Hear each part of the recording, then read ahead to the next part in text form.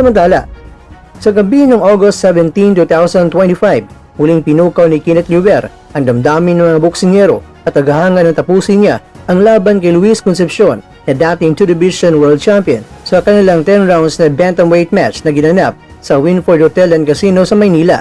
Batang boksingero pa lamang si Llyober, 22 anyos, ngunit sa tapang, sipag at tiyaga, ipinakita niya na kaya niyang makipagsabayan at alunin ang isang veteranong gaya ni Concepcion. Hindi madali ang daan patungo sa panalo. Kinakailangan pa ni Llyober ng 8 rounds upang tuluyan matigil ang laban sa pamamagitan ng knockout. Isang tanda ng kanyang matibay na puso at husay sa pagbibigay ng suntok.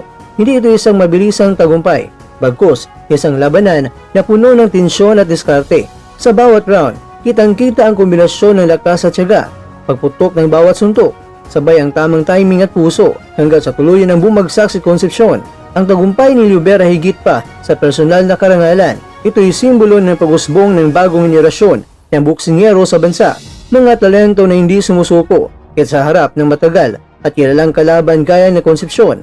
Isang malinaw na senyales ang Filipino boxing ay hindi lamang nakasalalay sa karanasan ng nakakatanda, kundi pati na rin sa determinasyong dala ng kabataan.